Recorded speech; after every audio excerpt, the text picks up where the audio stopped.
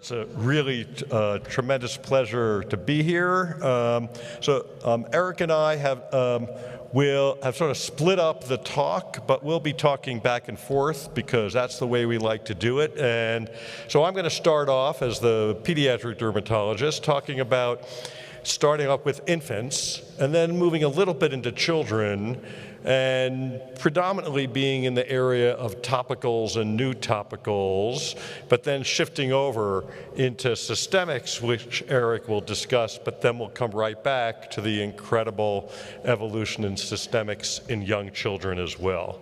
So we'll make it case-based. So here's a list of disclosures. You can see we do a lot of work at Rady Children's Hospital and serve as a consultant and as a grantor investigator. And everything we discuss will have been from published studies. If they're presented studies and not published, I'll mention that as well. So I always like to start off with the big takeaway, because the takeaway doesn't change that much, but it does. And it's incredible to see the changes in messaging that we are now trying to give our patients and families in relationship to eczema. So the prevalence hasn't changed. We have about 10 to 20% prevalence in young children, though the data on adults, right, is pretty tight now at around 7% in the United States, and some of that's adult onset, some of that is left over from children. Variable course and severity is a different message. The message used to be to the young kids and families, oh, you'll probably outgrow your eczema, and now there's a variety of data sets that we're not going to discuss that show some kids will outgrow their atopic dermatitis, and others will outgrow it later, and others will persist throughout life, and there's this variable in terms of time of onset, and then of course variability in severity. We have an incredible data set on disease burden, and we're not going to go through a drill down on that, but we will discuss that in relationship to some of the therapies that we have. We used to say there was an unmet need for long-term inflammatory disease control, and I think there's still an unmet need in terms of most patients who are coming into my office who haven't been to a dermatologist in the past year or two. It's still every week in practice that I see someone that's like, where have they been for the past year and a half? They haven't been to see anyone, with 60% body surface area disease, or people who are just so scared of topical therapies that they're not in control. So just while we have a expanding armamentarium to get our patients into long-term disease control, there's still a need to get that out into the hands of our patients or families in my case. Undertreatment, we know the reasons why undertreatment, but part of the deal is trying to get patients to understand the changes that we have in the field, and increasingly an appreciation of how long-term disease can be across from infants into adulthood, and a desire to minimize those comorbidities and impact by trying to treat throughout life. So let's go through. So here's an infant, and you can see what looks like, oozing eczema on the face. Actually, no real clear honey-colored crusting, so it may or may not have staph if you cultured it. So this 6-month-old had several months of eczema, began on the face, but then on the extensor surfaces, has itchy, dry skin. It's a 6-month-old, so the parents just say the child doesn't seem to sleep well, but never really had well-established sleep patterns. The story is that the kid gets better with 2.5% hydrocortisone they were given, but they only use it for a few days at a time. They were given triamcinolone by their pediatrician, but they only used that for just a few days, and the eczema recurred when it came back. The face, trunk, and extremities have some eczematous dermatitis. They're sparing of the groin area, which is, you should know, right? That's typical and very important to know, because other than in overlaps of seborrheic dermatitis, which we sometimes get in the first 6 to 9 months of life, usually you'll have sparing of the diaper area. So rather than tell you what I do, I'll tell you that I wouldn't know what to do without going through certain sets of questions. So I want you to say to yourself, what questions would you ask? How would you discuss what triggers the disease or how to approach triggers? When do you get into the story of allergies with the patients and families? What are the experience of the parents and how that might relate to therapy, and how do you treat? So the first thing to come to is that Okay, I have 25 minutes to do this now. I guess 22 since the psoriasis ran over. Eric and I are splitting, but this is real life. This is what happens in clinic. I don't have 25 minutes for that patient to go through, and these are just the start of the questions. So I'm going to highlight the ones that I need to ask to figure out what to do next, okay? So, questions to ask in terms of early atopic dermatitis. You want to assess very quickly, is this an unusual case where the kid's really sick and has some syndrome, or they have such horrible atopic dermatitis that it's going to affect their systems, or is it routine atopic dermatitis? So very quickly, have there been infections? Have there been skin infections? Has the child been to the emergency room? Actually, cutaneous infections from eczema that make it to the emergency room is a really good sign of severe atopic dermatitis. Has the child had pneumonia, sepsis, meningitis, and is the child thriving?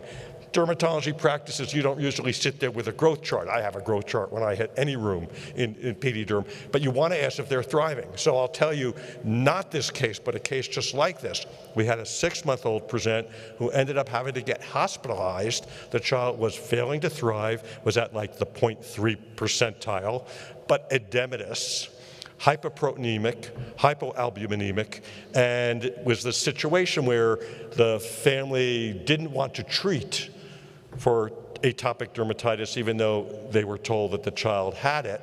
And in this case, they actually weren't even doing that much formula avoidance. Those are the two things that create that situation of children who have such bad atopic dermatitis, they ooze from their eczema, and they end up having low protein. The child almost made it to the ICU with pleural effusions. I'll come back to that case. So do I normally get blood work on babies? If it's a simple case of atopic dermatitis without positives of those questions, I'm not going to do anything, okay? If it's one of those cases where, yeah, positive to some of those, I may refer to pediatric dermatology if you have that option, or to a pediatrician, or you can get some screening labs like a comprehensive metabolic panel and a CBC and ESR, and I might get an IgE level if you think it's something other than atopic dermatitis. Of course, you want to take a look and show that it has the normal morphology. It's very common, though, in the first few months of life to have overlap with seborrheic dermatitis. How do I tell the difference? Right, sebderm is going to have cradle cap generally, and it's going to have axillary involvement and inguinal fold involvement, often with that salmon color. Now, I have patients who have just what I said, and they have extensor and/or antecubital and popliteal eczematous dermatitis as well. And they, at 8 months of age, and I tell the family, yep, you have a little bit of both, and we'll figure out if you're going to have persistent atopic dermatitis or not. We have to figure that out over time. So the next set of questions are really about treatment and response to treatment, and the question of how much medicine the patient has used. In my bullet point, right, I didn't give you details on that. How much is a few days? Is a few days where they've used 60 grams in a month of 2.5% hydrocortisone, or the more common thing where the few days are that they're on their first 15-gram tube after 2 months or 3 months, in which case they've never had an adequate trial of topical corticosteroids unless the triamcinolone was used in some quantity. So you need to have a sense of the quantity of use over time, and then also if the disease comes back. Now, what families want to know is what's the cause and how you're going to make it go away. Okay? And so you have to figure out your quick messaging. My messaging changes over the years. Part of my first messaging for infants is you have atopic dermatitis, you have eczema, about 12 to 15% of kids have it in the first few years.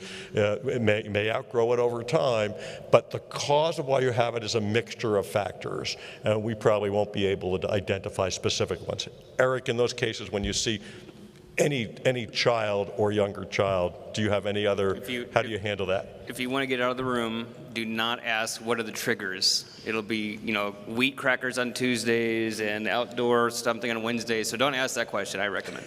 But I say it's 70 to 85% genetic, and I point to the identical twin studies, and I feel like sometimes that's helpful actually for them to not have to search for that cause. If, it's a genetically programmed, and it seems to be helpful for a lot of the cases. Yeah, no, I think that's reasonable. Now, the question about allergies is tricky. Now, family history, when I'm asking about the family history, I've learned over the years, it's not just about knowing whether there's someone in the family who has it. I want to know if there's a SIB and or if one of the parents have it. So that kid I told you about, the 6-month-old who got hospitalized, the mother had very bad atopic dermatitis and actually believed that she had steroid withdrawal syndrome and had been off all topical steroids for about 2 years, waiting to to spontaneously improve, which is how she was guided by her physician who she was following at that point as part of the steroid withdrawal. So the mother did not want to use any topical steroids on her kid and put us in that situation. And I will tell you, it took hours and hours and hours of work during hospitalization. First of all, to agree that the child didn't have steroid withdrawal because the child had never had topical steroids, but in fact had severe inflammatory eczema. I actually showed them the literature on the children who present with that particular pattern, and we worked our way through it. So I want to know what the history, because I want to know what their expectations are of the disease, and also what their history of use of products is as well. Now, things I like to point out in young kids. So in young kids, often when you take their clothes off, they start working at their skin.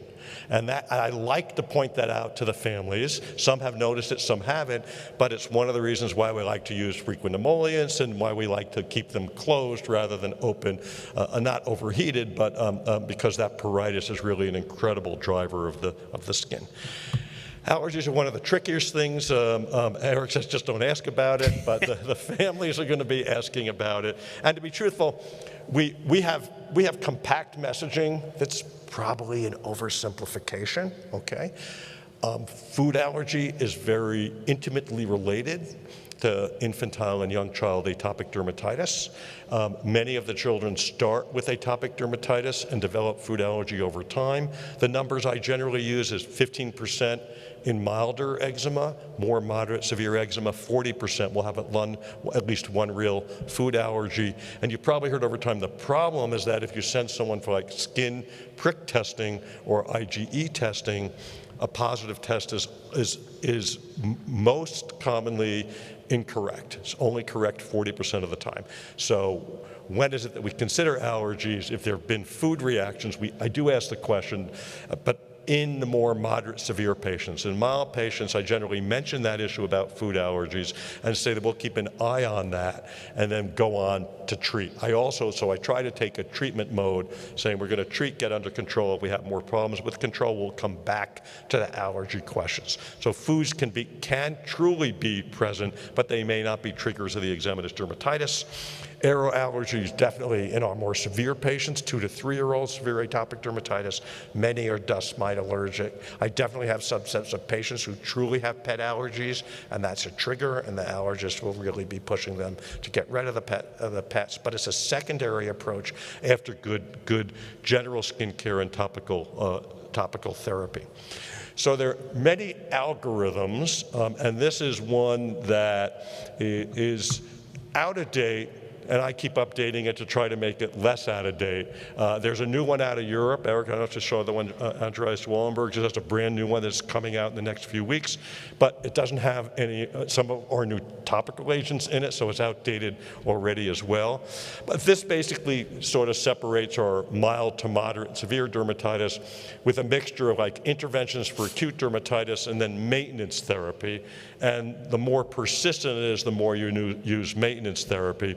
But on my version of the algorithm, which is not published, unlike this just keeps morphing it, has stuff in it that's not necessarily on label. So intermittent topical corticosteroids for maintenance therapy is something that we do regularly, not on label. Good data sets, right? Calcineurin inhibitors, not approved that way in the United States, approved that way in Europe, at least one of them, but generally used. Crisaborole for maintenance therapy, not shown yet, but some studies that we may see in the future. Ruxolitinib, twice daily is how it's approved, not in this age group, right? That's 12 plus and not more than 20% body surface area, but added to that framework of disease. And of course, once we get to severe disease, we have our new our new systemic agents with actually even within, this age group, dupilumab now being approved 6 months and greater. But we're not going to be starting with systemics right back to our basic topicals. So I'm going to go on to sort of go back to this patient, but Eric, this algorithm's sort of standard algorithm. You have any comments on that? No, I think it's not a straightforward algorithm, so it's not like do this, then do this, then do this. It's going to be something you as clinicians and the patient decide together, and we'll talk a little bit more about that.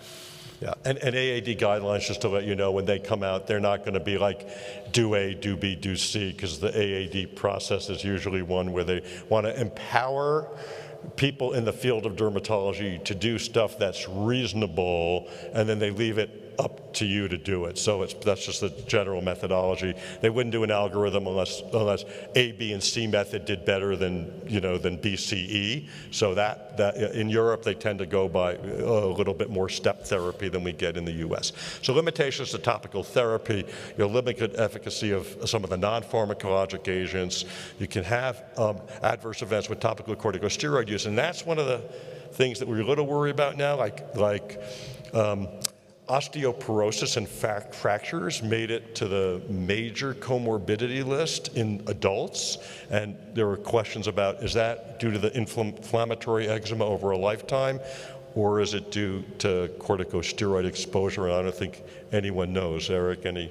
Yeah, I mean, it's not a big factor in my practice. Yeah, and we don't discuss that with our patients, in other words, but it's just one of those questions we have. And then concern about steroids and box warnings, of course, we live with that all the time. And then concerns about long-term use of anything in the hands of patients. So just make sure we know what's what in our relatively new therapies that have come out. So this is match the drug with the what it's generally thought to be as a mechanism. So topical ruxolitinib is a JAK1/2 inhibitor, but you generally won't see specific JAK numbers being associated other than in discussions in terms of labeling, because it seems like the FDA signal is not to allow specific JAK labeling. When it comes to systemic JAK inhibitors, probably if your dose is high enough, you start to lose the relative specificity. Okay? Topical tapinarof is that novel aryl hydrocarbon receptor agonist that was just approved for psoriasis, atopic dermatitis studies in process, and roflumilast will be joining topical crisaborole as PDE4 inhibitors, also well along the way in their development for atopic dermatitis, which are fine for infants, children, and adolescents. So, ruxolitinib's approved 12+, tapinarof's approved for psoriasis 18+, roflumilast not approved yet, being developed for both. And topical crisaborole, we know you can get that down to young infants, which is nice because we didn't have any non-steroid topical prescription agent that was approved till crisaborole made it down to that young age, but now it's joined by dupilumab systemically. Now, let's say it was a 7-year-old who presents, and I have sort of two pictures, one sort of standard diffuse eczematous dermatitis, and the other that actually is really inflamed and super infected. So I'm going to move over to sort of generalities and then go through some of the data on the topicals, the newer topicals. So what I'm trying to do when a patient comes in is assess the atopic dermatitis in the course, establish high expectations for outcomes, work to create safe regimens. I'll incorporate non-steroids. If I can't get by with a few weeks of steroids and then going to a few times a week topical steroids, I'm going to use my topical non-steroids in regimens of care. And one of the problems we have is that when studies get done, they get done as monotherapy, right? So even a new topical ruxolitinib's approved. It was studied as ruxolitinib versus vehicle, right? Mixing and matching with topical steroids and non-steroids, that's what we have to figure out in practice, but we don't have the studies to inform that. Eric, any comments on that? Yeah, sometimes you don't know what their true severity is until you start a low potency or medium potency topical steroid when they come back, some patients will be, oh, never came back, or rarely comes back. Other patients, it came right back. So that's when you know. So I incorporate my TCIs or my nonsteroidals right away if it comes right back. Yeah. So with infantile atopic dermatitis, that 2.5% triamcinolone thing that you saw, that's pretty typical. And there are sometimes patients come in, they've really never had a topical steroid as well, and they do fine with 2.5% hydrocortisone as their initiation, but then other times when, they've used it adequately, and then you know that their inflammation will outstrip that over time. So counseling with topical care, part of what I'm trying to do is to establish an expectation of clear or almost clear, which often is a new thing, especially beyond the first year or two of life. So what do I mean? I very commonly see kids come in, 5-year-olds, if they have moderate disease. The family doesn't really expect them to be almost clear. They've often accommodated to the disease. So and it's partially because they either are concerned about their use of their medications. And then, of course, this is a superinfected eczema. That's something that ties a lot with atopic dermatitis. Now here's a 12-year-old with long-standing atopic dermatitis, and this actually is a picture. The story here is that the child's had this for 10 months, was much worse in the first few weeks of life, has pretty constant antecubital popliteal fossa wrist involvement, and used triamcinolone for a few days now and then, and it works okay. Yet you're getting a sense of pretty extensive disease. So this is a young teen, so it leaves you a lot of options. So things I do to assess, right? I've had patients who look, they say a little less severe than this, and I ask them, when was the skin last clear? And they'll say, 4 weeks ago I was clear. And you're looking at lichenification, and you know there's no way they were clear. What their sense of clear was is a different term than we use. So that's a good question that I like to try to use. In a kid who's a 12-year-old, similar to a child, I'll be going back actually to get a sense of what their atopic history is. And that means I'm going to query about allergies, query about asthma, rhinitis, and conjunctivitis. And that can be important in my selection of medications. And then lichenification really helps me. But very importantly, getting a sense of how much medicine's used, because in this history there was very little topical medicine that they related. So a translation to clinical practice, I think underutilization of topical medicines is one of the reasons why there's failures of topical therapy. And we've sort of adopted an approach now of volumetric prescribing. So we actually built out in our electronic medical record a little drop down in our specialty page where you just put in we do it for the body, it's separate for the face.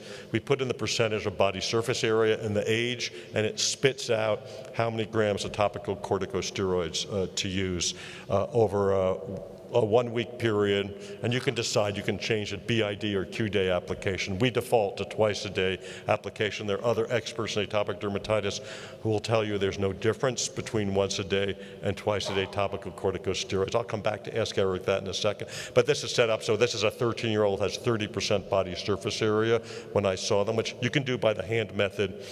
My patients on follow-up, I'll sometimes do telemedicine atopic derm follow-ups. And I say, how's the eczema doing? And they say, about 11 hands. They know what the body surface area estimate is. And so in a patient has 30% body surface area at 13 on average, it would be about 53 grams. So if I'm doing 2 weeks of BID, topical corticosteroid, and I give them an 80-gram tube, they're done after a week and a half. They can't even fulfill that much. And then we have a tapering method to go for a month as well. So you don't necessarily need to have this. At some point, this will be released generally for use. But I would get a sense of it helps to advise the family how much topical corticosteroids to use, because if you don't do that, they may get influenced by their pharmacist or other people, or just they'll be scared if they're scared of the medicine, and they'll interpret BID as twice a day, but they can put on very small amounts which aren't adequate to get it under control.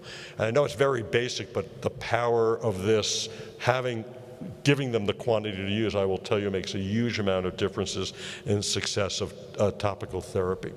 So our new agents in topicals are our non-steroids. So ruxolitinib, went through the phase 3 randomized controlled trials with an 8-week study and then extended with a 1-year study. And in the extension with topical Rux, it was done in an on-again, off-again. So if you're clear or almost clear, you stop the medicine. Otherwise, you went back to it. And it was done at 2 different concentrations, but the 1.5% is the one that's been improved. And we know that the clear or almost clear rates were a little over 50%. The 75% improvement was 62%, and there was marked itch reduction. And itch reduction is very rapid. So in this particular graph, the gray is the vehicle group, and the blue is the approved ruxolitinib. And the baseline itch score, their peak itch was 5.2, and you see you're down to about 3.5. So that's a robust decrease in itch, and it happens within hours with this medicine. In this population, the average patient had about a body surface area of 9 to almost 10. Some of the cool secondary data sets I like to sort of talk about, because this is looking at the ruxolitinib's ability to drive either adults or teenagers to being clear or almost clear in their patient-oriented eczema score, which is about 45% as compared to the vehicle. And the DLQI score, so that's the impact of the disease, the measure of the impact of the dermatologic disease on the individual. And you see that 60% of patients said it was 0 or 1 in that score, which means that they're saying that topical medicine has essentially wiped out the impact of the disease for those individuals who had that response characteristic. Now, the safety data, I think you're aware, but I do want to discuss it, that with ruxolitinib, we have boxed warnings that mimic the warnings of JAK inhibitors, but in the study of ruxolitinib, number one, the application site stinging and burning were incredibly low, and there were no meaningful changes in the hematologic parameters in the 52 weeks. So if you thought if there was a lot of absorption of ruxolitinib topically, then you might see those problems with it. On the other hand, we know topical ruxolitinib, I tell people use it as per the guidelines. It's not to be used for more than 20% body surface area, because you can calculate out a really high absorption level if you put it on 40% of the body.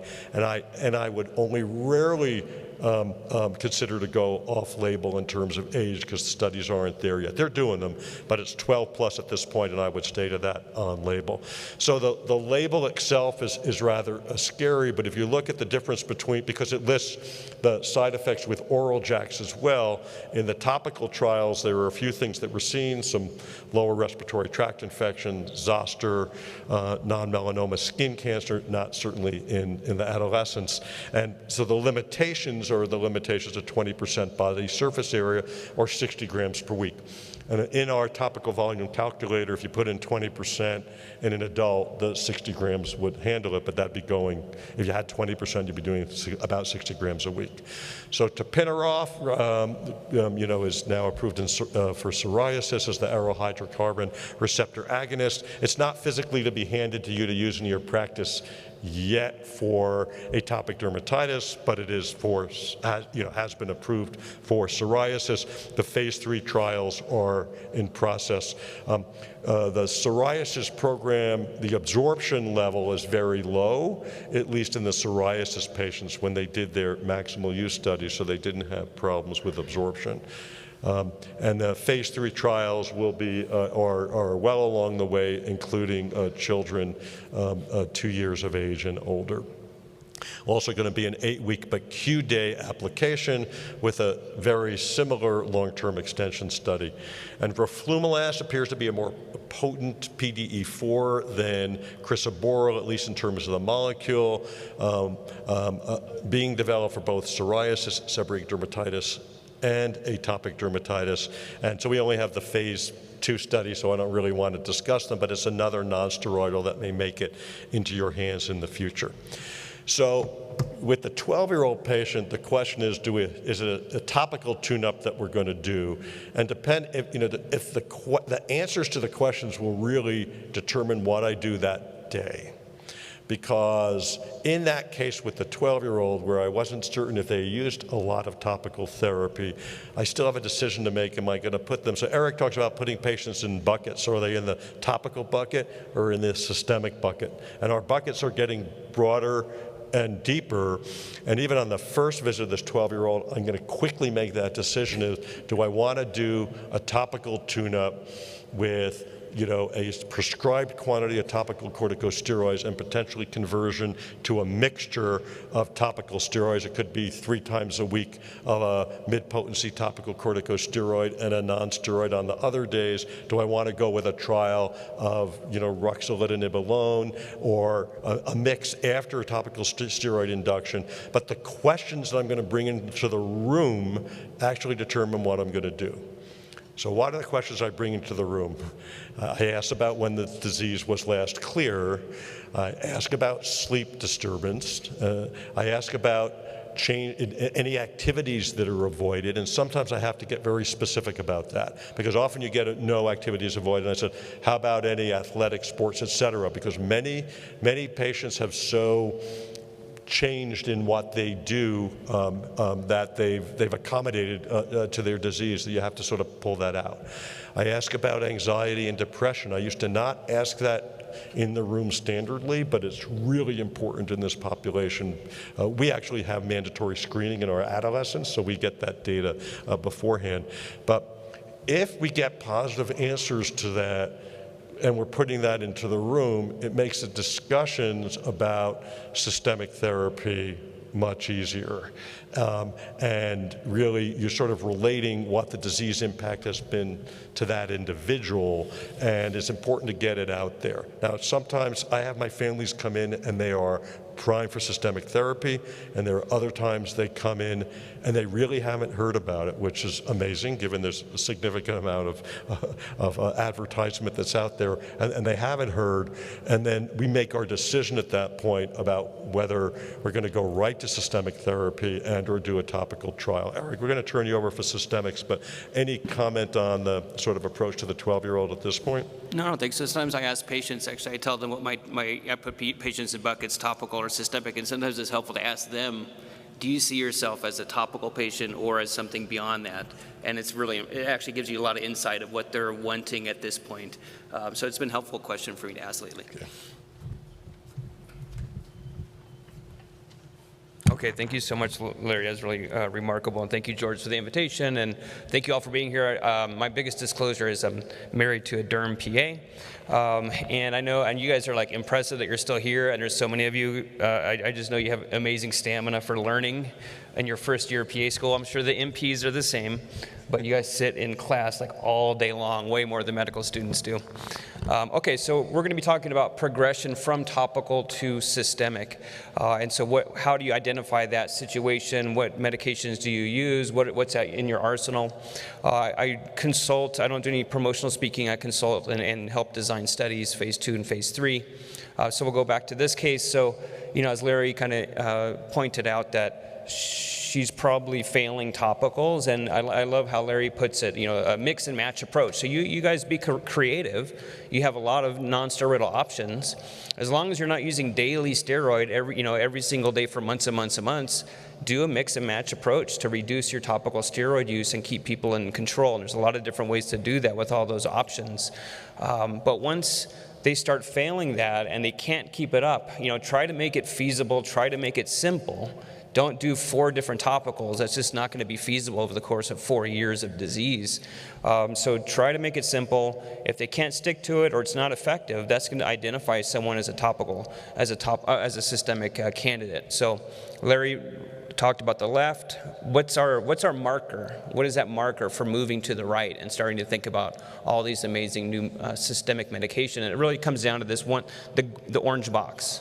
That's it. We asked all these international experts from Asia, from South America, from Europe, from the United States, what EASI score, or what BSA, or what itch score. They said there is none. We have no agreement, and there aren't any. It's really simple. You fail topical therapy, and failure can be it's too complicated. It doesn't work well enough. It's not feasible. You can't reach your back. for whatever, or you're getting side effects, for whatever reason, if you fail topical, that's your definition. It doesn't matter what they look like. So it's really, high impact on their life. As we heard before in psoriasis, genital involvement, facial involvement always increases your burden, and that also will push you as clinicians to offer these before or earlier in the process. So think about, make sure you discussed education, you've addressed infection, that you've identified that it has a large impact on quality of life. And as you're moving towards adults, just make sure that, or even in kids, that they don't have cutaneous T-cell lymphoma, allergic contact dermatitis. Think about, do I need a biopsy? Is this atypical? Are there other weird systemic features that, maybe we got the diagnosis incorrect? Larry? One thing, we didn't discuss a lot about the education. It was more sort of general approach, but there's groups that have really studied educational interventions in atopic dermatitis. But my biggest takeaway for that is that many times you just can't do that at that first visit, and unless you have a lot of time set aside, depending how your schedules are, because some patients, your moderate severe patients, may need more time for you to be able to really help them through core materials to understand the disease, and because there's such variability, right, in terms of the course of the disease, so it sometimes takes some time to get them to understand, and also therefore to understand the therapies and how they can help. Yeah, that's a great point, and it's something that my mentor taught me is if you're having trouble buy-in with using another topical steroid for a patient, bring them back in a week. Bring them back in 2 weeks, a frequent visit, coming right back to show them, look, you've cleared, you've developed rapport, look, it worked, you did an awesome job. Okay, now let's talk about how we're going to keep your kiddo clear. So it's kind of a nice way to kind of spread out some of that education. And if you're looking for ways to understand the burden and document in your note, so PROs are nice. Larry mentioned the poem and the DLQI, but the ADCT you can download. It's 6 questions, takes less than a minute, and it covers all of your quality of life and symptoms really nicely, and you get this really quick understanding even before you walk in the room how the patient's doing and the impact they have on their quality of life over the last week. So I incorporate this on all my patients with atopic dermatitis. And then just don't forget about the other burdens, so hypopigmentation, so dyspigmentation in your patients of color, hand involvement, locations, face, genital, and then just skin infections, just chronic skin infections from poor control. These are all reasons that should be like lights in your mind. I need to move to something more aggressive when you see all of these different factors. And then overuse of topical steroids, so steroid withdrawal, Larry mentioned atrophy, rosacea, all of these are added burden that should, I think, make you move to a systemic therapy earlier or sooner rather than later. And so don't be just that next derm provider. Oh, you haven't been on, triamcinolone. Well, let's try fluocinolone or mometasone. Maybe it'll be, it's a different word. The patient won't know, but you're just doing the same thing over and over and over again. The patients are completely tired of this cycle. And, refilling prednisone, another Kenalog shot. You should be proud of yourself and excited when you see a patient who's been through the ringer like this, that you're going to be the person who finally makes the biggest difference in their life for long term. And it's extremely gratifying. Okay, so what are your options? I think about it in these kind of 4 different categories. So we'll just start with one slide on traditional immunosuppressants. Like, do we need to use these anymore? And I would say, the biggest advantage really is going to be cost. But you have to think about all these different comorbidities and these different factors to make sure that the ones that you choose with your patient or the one that the insurance company is telling you to use is going to be safe and effective for your patient. So you do need to consider all of these different factors. And then hopefully, like in the perfect world, there's a lot of access to all these new medications, and you could actually step through them all with your patient. So, do you want a quick-acting oral JAK? Do you want something long with maybe a better safety profile and you don't mind a shot? If you can go to the pros and cons of the different options, if you can empower your patient to choose with your medical support, then it actually really helps, and they feel like they're part of that care team, and they're going to adhere to the program, especially if they're calling the shots with you, of course, with your supervision. Okay, so traditional immunosuppressants, it's really just cost. That's the only advantage, really. But you're going to have to use them because you're not going to get to dupilumab or JAK inhibitors or tralokinumab without sometimes stepping through these, unfortunately. Now, try to advocate for your patient, of course, write letters and do your best, but sometimes this is impossible. So basically the three that I would use would be cyclosporin, methotrexate. Those are the two that I use the most. They're effective, they've been studied the most. You all probably are very comfortable using methotrexate. Cyclosporin takes a little bit more effort, has renal dysfunction, has hypertension, has drug interactions, but boy, it works at 5 milligrams per kilogram. You're better at any age. Kids tolerate it really well, less so when you're really, an elderly patient. But boy, they clear quickly, and it's a real nice way to kind of put the fire out while you're starting to try to get access to other medications. But drug survival is really weak, is really poor. So most patients come off cyclosporin or methotrexate either for adverse events or for lack of response. So by drug survival, you mean that the patient's just like, they're not using the drug. It's not after the a few patient months. dies. Yeah. You don't have a 50% mortality. Thank you for clarifying that. Okay, so you still use traditional immunosuppressants, Larry? Not Really? Not Wow. in years, Okay. to be truthful. Right. I mean, the only situation we had previously, if we had the under 6-year-olds severe atopic, and we couldn't get dupilumab off label. Okay, and even then it was, I think that's maybe one patient for atopic dermatitis. You'll have patients with really high co-pays and that kind of thing. So I want you to still be facile with using them and think about them. And as add-ons potentially to biologics. So let's move to biologics. So advantages, they're safe long-term. There's really no contraindications. The disadvantages, if you're needle phobic, although I think patients often get over that. It's, as you move lower in age, it gets tougher and tougher. And if for some reason you only need a short-term solution, I find it rare in my practice. I just see more severe disease that's pretty constant throughout the season. But maybe you have seasonal flares out in private practice more, and so maybe using a JAK or a cyclosporin for short-term would make more sense in that case. Yeah. And the two biologics you have, dupilumab and tralokinumab, and as Larry stated earlier, we have dupilumab from 6 months now approved all the way up. And the efficacy is very similar. I mean, there's some slight differences in the study design. Some are with TCS, some are not. There's different ways of imputing data, whatnot. But I mean, you can think about it anywhere between 22 and 38% of patients get clear, almost clear. And if you take any of these any of these ages, and you take the patients who didn't get clear, almost clear, they're all getting a very nice clinical response. And that's pretty much holds for any systemic disease. So clear, almost clear is a very high bar. Most of these drugs, if you're getting anyone clear, almost clear, most of these systemic drugs are giving some clinically relevant response to the vast majority of the population. Larry. But with the systemic biologic agents, I think it's very fair to say that the limited by some of the data sets, but with clinical experience, the extended use beyond, I mean, you generally see 12 and 16-week data, 16-week generally with our biologics, and with extended use in children and adolescents, the percentage of patients with dupilumab in particular, because Tralo is not approved yet beyond the teens, it really, you just continue to get a higher percentage who make it to the higher improvement points over time. Not everyone makes it to that clear or almost clear, but it's way beyond what you get just at the 16. Yeah, and I find the biggest reason is not endotype or phenotype of why some patients, they clear immediately, and other patients clear after 6 months.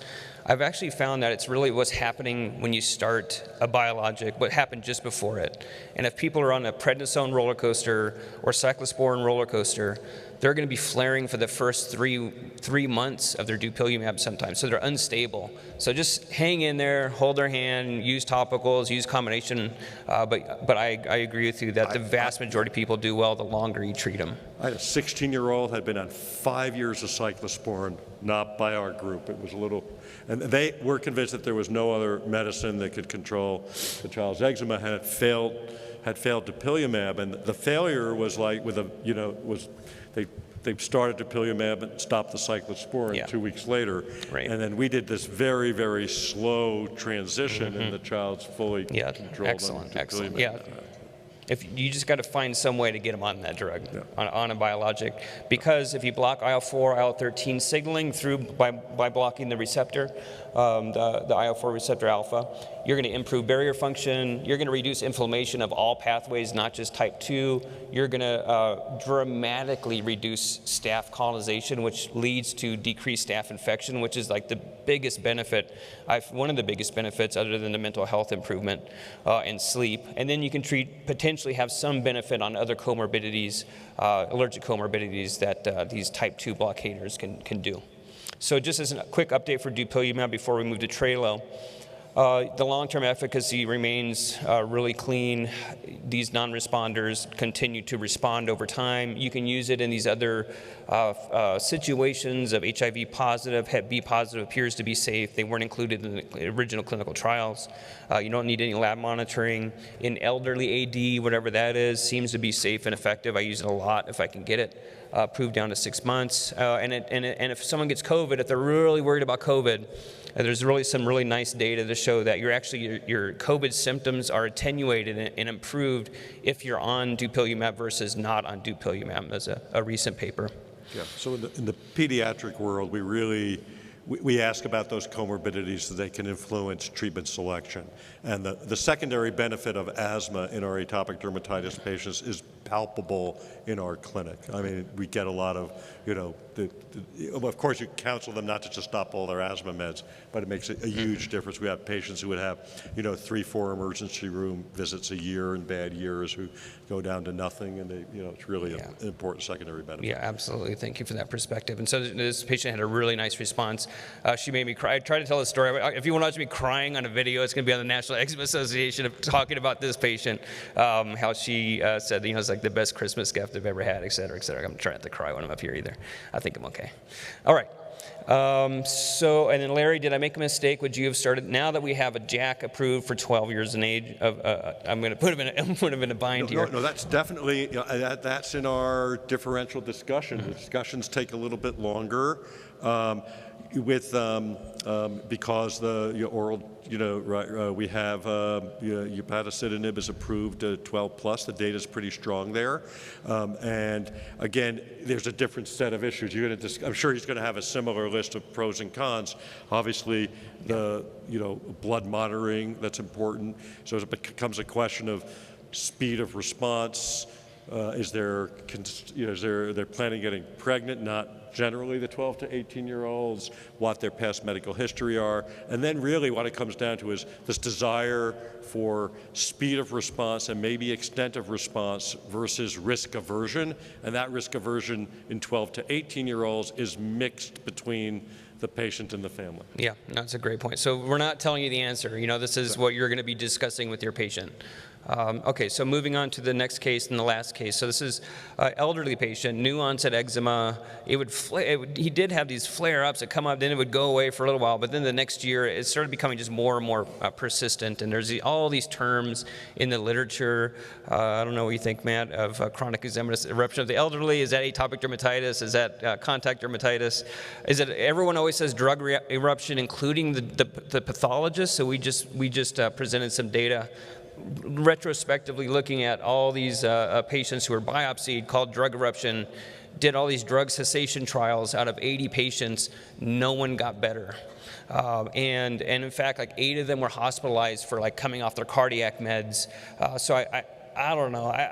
I rarely ever see spongiotic drug eruptions. I think they're very rare, especially compared to morbilliform. So I don't do drug cessation trials really when I have new onset eczema in an adult. That's a controversial comment probably. So contact dermatitis, think about biopsies, it's a funny CTCL, but I really think these chronic eczematous eruption of the aged is a type 2 disease. I think it's probably atopic dermatitis, just presenting it with a different morphology and a different age, because they respond like gangbusters to type 2 blockade, and they respond really well to methotrexate.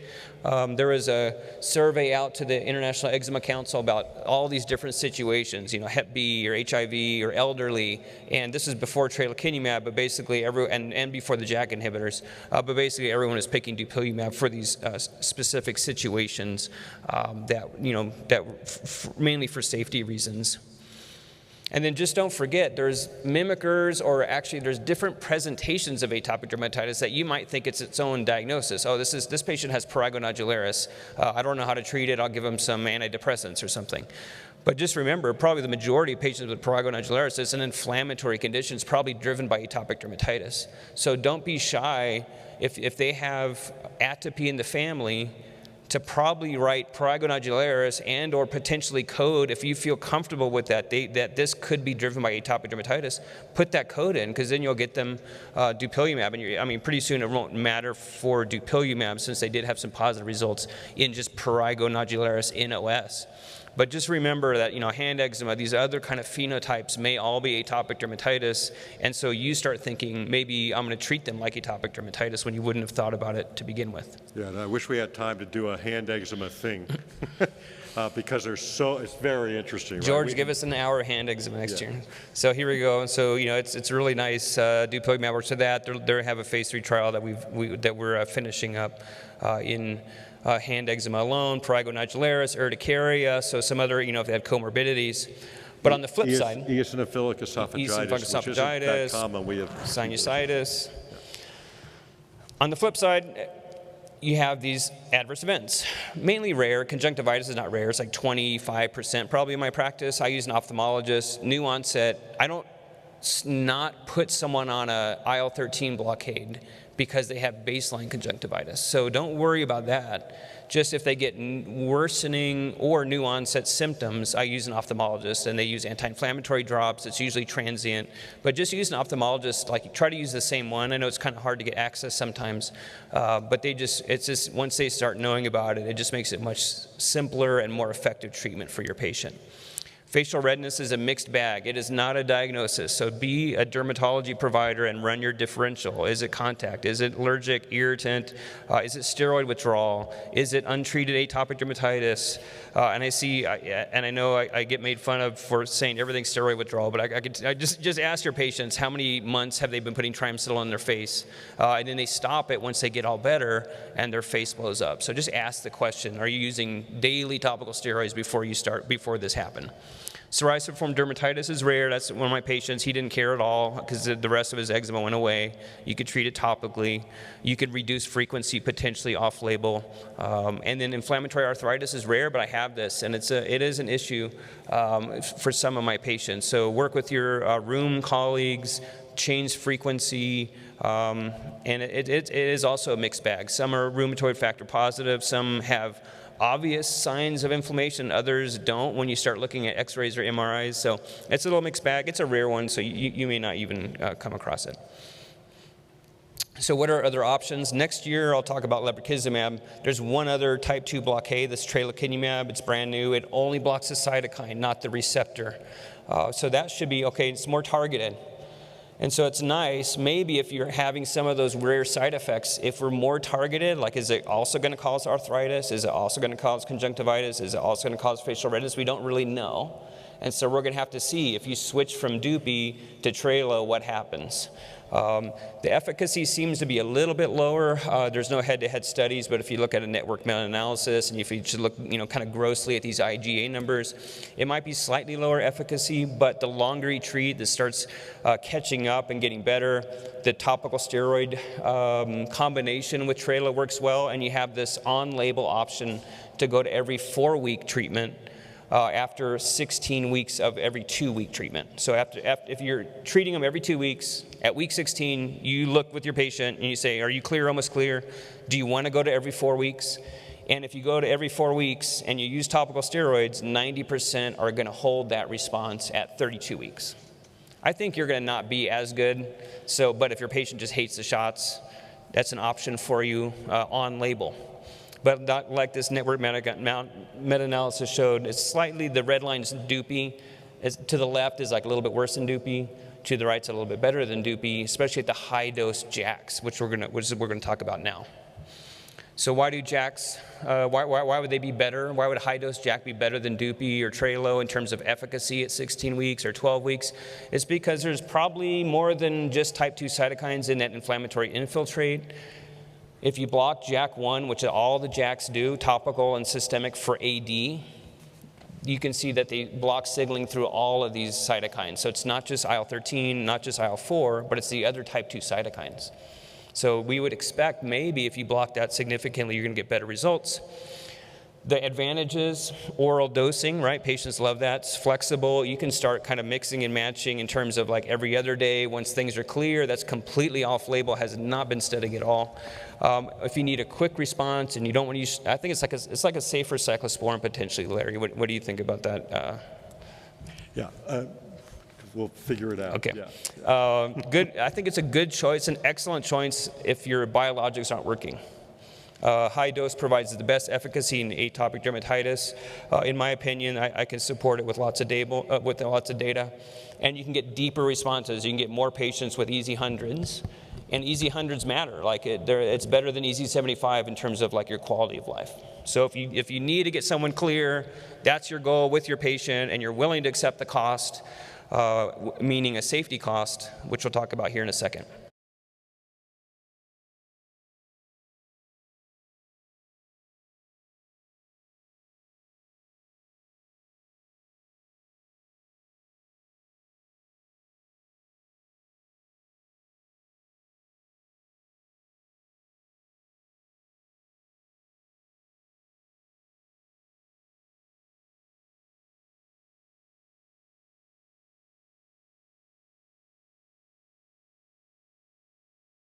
And they have a different set of comorbidities that you may be able to treat also. Like Dupi had the added value in Trelo of maybe asthma, maybe allergy. Well, maybe with alopecia areata for JAKs, although there are some reports that Dupi can work for that.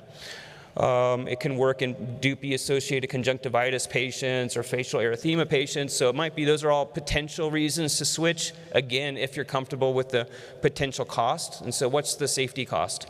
Well, it's a black box warning that you'll have to talk about, that you're going to, it looks like you're going to kill your patient, and they're going to get a blood clot, and they're going to get a heart attack, and they're going to get cancer. And so it's kind of rough conversation that you have to talk through the black box warning, and you need to be honest with them.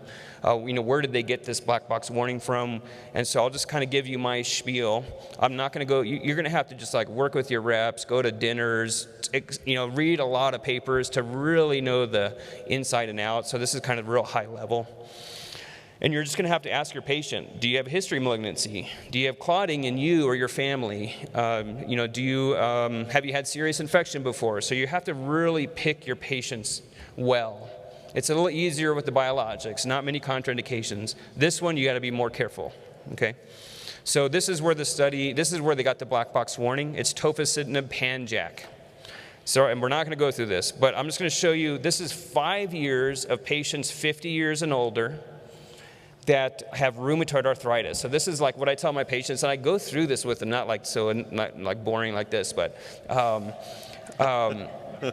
I say, this is worst case scenario. It blocks all the JAKs, and they have a bad disease, and they have one cardiac risk factor. So it's like the worst case scenario.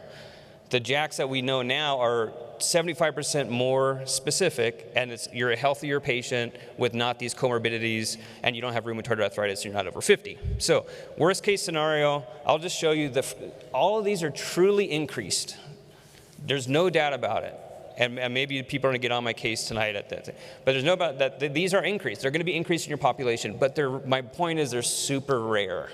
Okay, so they're rare, serious adverse events. So then it's like, how do you describe to your patients, is it worth it or not? There's no way to do it. But I quote them these. So serious infection, you can see in the TOFA pan-JAK, 9.7% after 5 years versus 8.2 in the control group. So yeah, TOFA's higher, but just a teeny bit higher. Herpes zoster, no doubt it's higher, 12% versus 4%. So there's definitely a zoster signal and a pretty strong one. We're seeing this in the atopic population. This is the RA population. Non-melanoma skin cancer, 2.1 versus 1.1 after 5 years. So, yes, elevated, but small. VTE, venous thrombosis, this DVT, and PE.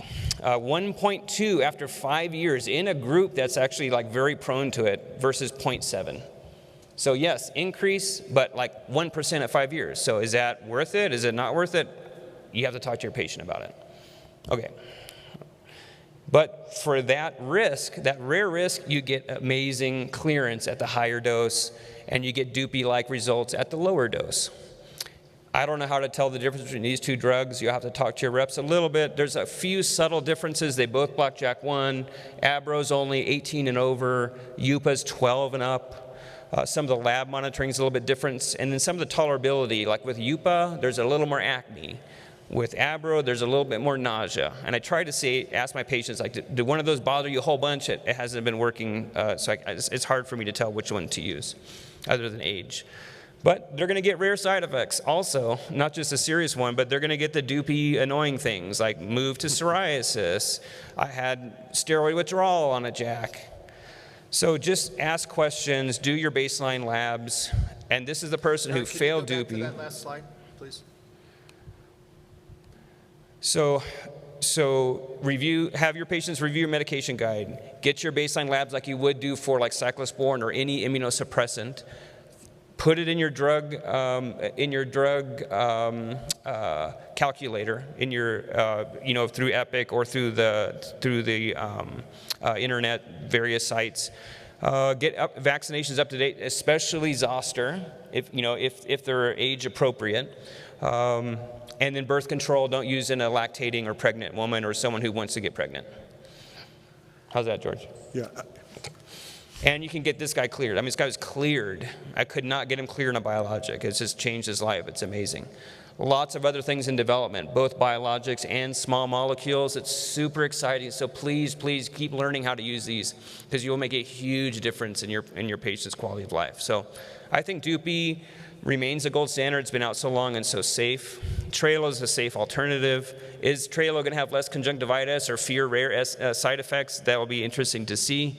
JAK inhibitors, I think at this point, are best for biologic failures, but some of you may want to use them first line, and you'll have to talk that through with your patients. Exciting phase 3 from Lebri, which I'll present next year, and so go do some good. Thank you so much for learning, and Larry and I said thank you very much. Larry? I just want to make the... Before you make the comment.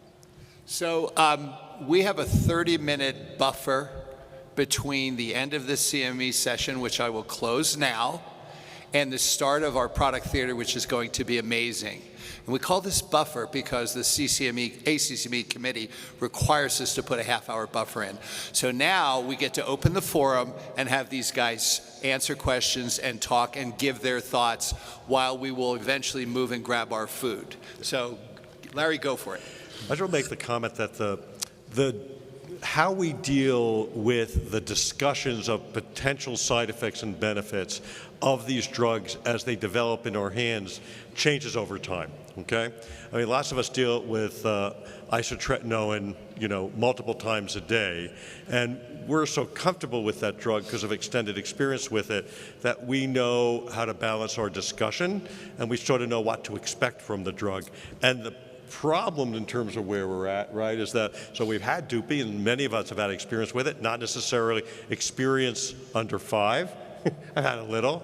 Under 2, not yet. So we'll be figuring out those discussions, and certainly with the oral JAKs, we're putting out the information appropriately for you guys to hear it, and you're going to hear it over time, but also get your experiences over time and hear other people's experiences. And we may have a very different sensibility in the next year or two, especially as new products come. That's part of the fun and the challenge that we have here and you have as providers, is that there's all this new data coming, and yet we have patients who are coming in and they sort of want to know what you think they should do, and then you work out with them what we're going to do.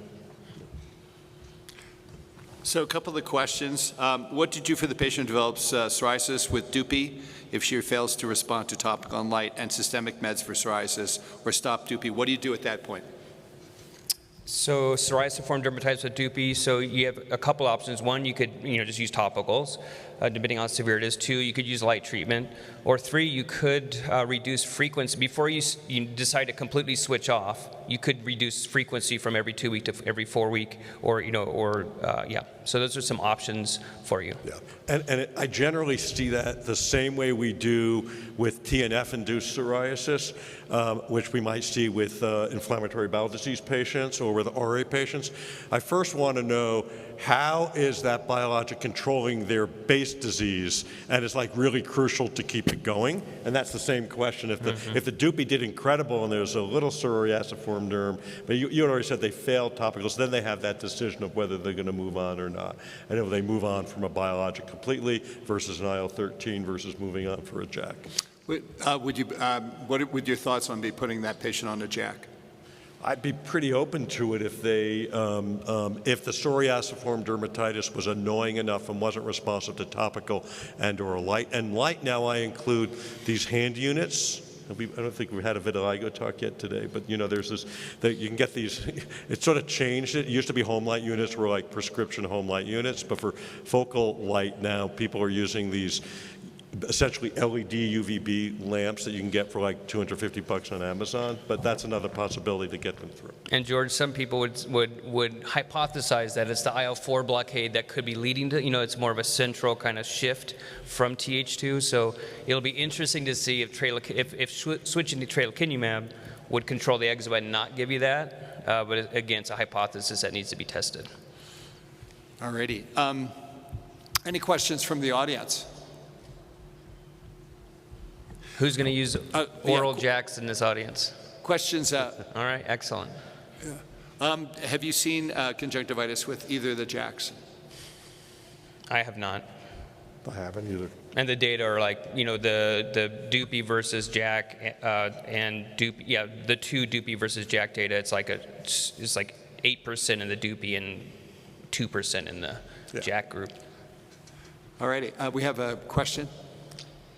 Yeah, I'm wondering as these JAKs are out longer periods of time, will they be used for shorter periods of time with our patients? Like, what's your opinion on, because there may be a lower amount of immunogenicity with these small molecules, if you're severe in the wintertime for 3 months, are you going to put them on a JAK for 3 months and take them off? Are you going to do long maintenance? Are you going to, I know these companies don't want to hear that kind of thing in terms of they want the chronic maintenance, systemic. No, they're happy if you use it at all. Yeah. But no, I think that's absolutely a viable option for sure. Yeah. So I'm a little worried about, when you look at some of the data after 16 weeks of use and you stop it, 80% returns in the first 4 weeks in some of these studies. So I do think I'm a little worried about some destabilization of the disease if you go start, stop, start. So I would encourage a slow kind of taper down to find a frequency that would be good. Of course, those are in relatively unselected patients, right? We just know they're severe when they enter the study, but that's one of the questions of whether the patterns of disease where people have episodic patterns could do fine with that. There's some data sets that actually argue for the higher dose initiation, even though the FDA signaling is to start lower dose. And I do think that we'll have to figure out over time whether those patients who are severe at times, at higher dose for 4 to 6 weeks, and then lower dose, and then potentially taper a few times a week might be another option. So, wanted to get you, because there aren't a lot of people with a lot of experience with JAK so far, so I want to hear you guys' experience. I found them to be drugs, especially in the trials, that people were so compliant with, because I routinely heard, boy, I started taking it on the first day, and that night my itch was getting better, but if I miss a dose, if I forget to take it that morning, that night I can tell. And that's one of my concerns with the episodic use. But that's the... No, I agree with you. It's the same experience for sure, and you're probably having the same experience. Interesting, that guy that I showed you in that picture who cleared, he was on for 2 years and then decided like he's cured. And so I was like, oh no, it's gonna rebound in about a week. But actually, he stayed clear for like 3 or 4 months. So I think if you can reset the thermostat, right, keep him clear for a while with whatever treatment, Larry used to like azathioprine for that, that they can stay clear for a while. Yeah, and Eric knows with extended experience with Dupy and the kids. Well, we don't have the the early intervention multi-years, I do think you get this de-amplification of that sort of systemic inflammation that you get over time, and then some people reboot, just as we've seen with other traditional immunosuppressive therapies in the past. What's also good. When you put a pediatric patient on cyclosporine, do you have to watch their blood pressure carefully, and if so, how often and at what ages? So Sorry, go ahead. You go ahead. kids have really good kidneys.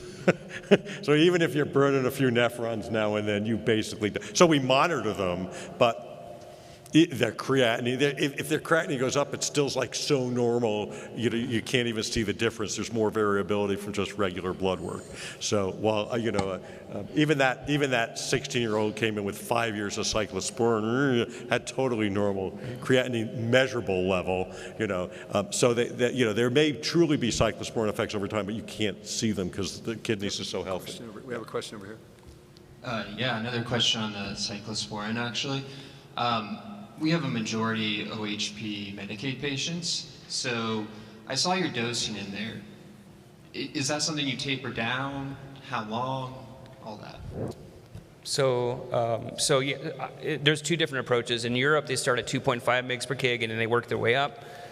When we have our patients come in, they're usually just like completely done, and with life and with their eczema. And so I always start at 5 mg per kg. I'll round down if I feel like, if they already have borderline blood pressure or have other comorbidities, I'll round down onto the 4 side. But yeah, I always start high, and then they come back in a month and they're just hugging you. It's just amazing. And then you maybe go 1 more month at that dose if they've tolerated it well, their labs look good, their blood pressure's okay.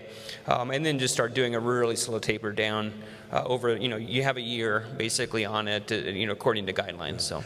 But I do want to say in pediatrics, we occasionally get stories. I just had one last week where they were managing an insurance company that someone wrote for dupilumab. It was a 16-year-old, wrote for dupilumab, and the insurance company said they had to step through cyclosporin or methotrexate first. And I just said, fight better and harder, and here's what I've done in the past. And sometimes you just need advocacy groups. The National Eczema Association can help, but it's just, you think if it were your own kid, what would you want to do? And this is not to take away of the history of the utility of methotrexate or cyclosporin, but just risk-benefit-wise, I think we have much better choices. And thank you for caring for our most vulnerable patients over there. I have one last question. This one is, what's the impact on pregnancy and fertility of JAKs in atopic dermatitis? It's just a no-no. It's in general. It hasn't been studied, but I think the animal models aren't good. So just avoid them completely for topical and systemic. And I think the data, they're still looking at the data sets, the sort of mother to child, they have these groups that look at the exposures and the exposure. There's obviously an exposure history with the JAKs prior to prior to their use in atopic dermatitis, but the general approach is to try to avoid it, as you were just hearing in some of the psoriasis discussion. Okay.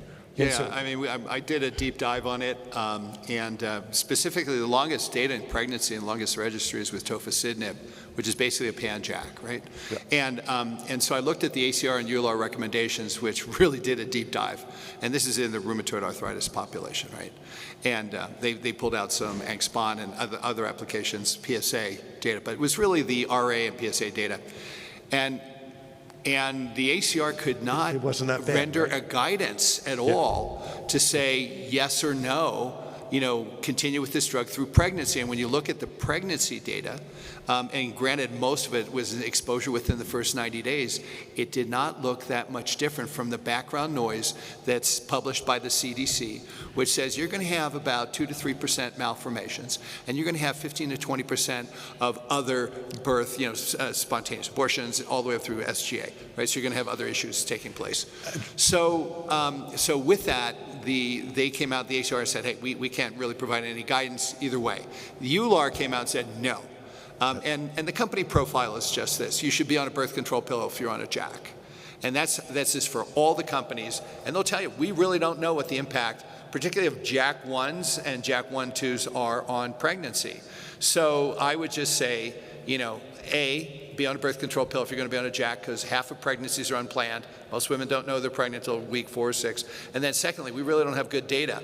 But the data we do have if they get pregnant is that the women who carry through actually do quite well. And that's with TOFA, like the worst JAK you could pick to be on because of it's a pan-JAK. I totally agree with your read, actually. So Eric assigned me and a few other people for this article that the International Eczema Council is putting together on JAKs, and I was part of the pregnancy group. And so that's it. I mean, there are these signals and discussions, but the data drill down isn't as worrisome as some of the interpretation is. Yeah. I want to hear specific. So Eric, when I put people on methotrexate, for example, which is very bad for pregnancy, I don't make them go on a birth control pill.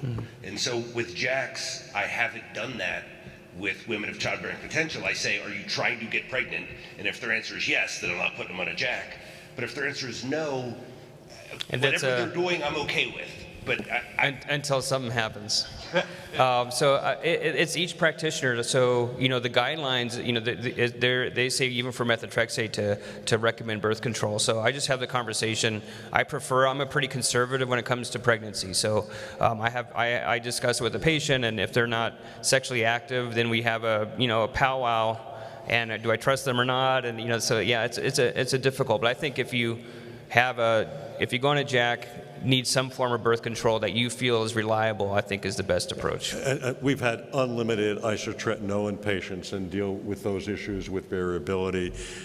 In the isotretinoin world, they'll actually discuss emergency contraception within the context of if someone's not going to do something protective, which depending on the state you live in is interesting. may be available or not. But it is one of the things that's come into parlance for that as a discussion. And some people, like even with isotretinoin, they have variability in terms of how they handle the potential risk with pregnancy. Right. And one last question, Kathleen? I just would query birth control pill risk of clotting with JAK's risk of clotting. And is there any research to show it's amplified in any way? So we looked at this.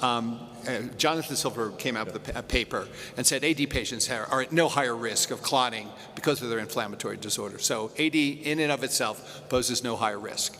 The clotting with JAKs is really surrounds the rheumatoid arthritis data. And rheumatoid arthritis patients with active disease have the following: somewhere between a 2 and 5 times higher risk of DVT and PE, just with RA alone. Okay, that's number one. So tofacitinib got blamed for a lot of that, but in all truth, it's the RA that's the real driver. 70 times higher incidence of lymphoma. And then as far as MACE events, it's like somewhere, the relative risk is about 3.5 to 4 times higher risk of a MACE event. So you're starting with data in underlying population, giving them a JAK, and then figuring it out. And as I've told these companies, you guys are going to have a problem until year 3 to 5, when all your safety data accumulates, and like the case was ustekinumab and MACE events, you're probably going to find at year 3 to 5, these things are going to be incredible, and you'll know your safety signals by then. What's a true safety signal and what's just background noise? But it's going to take a while for us to accumulate data and registries. But let me give just one counterpoint to that, in that, and just to show that I think the risk is real, just from indirect evidence, in that, and it's super low, and it's almost like same as population. But for example, the ABRO safety data set, 2,000 patients, teens and adults treated for, it goes out to 2 years at least. They had, something like 5 VTEs. And, but there was, and so that's like, it was like a 0.1 incidence rates per 100 patient years, which is actually baseline population for AD. But they all occurred at the higher dose. Yeah. That's not an accident. And like 4 out of the 5 or 3 had concomitant oral contraceptive or some other risk factor for VTE. So I think it's the cumulative risk. The general risk factor. I mean, you really, if it's an obese patient versus non-obese, if they're a smoker, non-smoker, all of those might influence hypertension. If they're healthy, young, and otherwise without risk factors, OCP and a JAK, I don't think I'd have a problem with together, but that's stylistic. But I put a woman last week on high dose, started at high dose UPA. She's a smoker and on OCPs. Yeah. And I know it's horrible. It's horrible. I'm like worried about it but she was I was going to hospitalize her. And she's been on cyclosporin and Dupixent, blah, blah, blah. So it's risk-benefit discussion. Yeah. Alrighty, well, listen, let's, and thank you, Eric and Larry. You guys are the best, and I really appreciate you being here. Thanks for educating us and making us think and bringing the goods to the game. And so we're going to, in 15 minutes,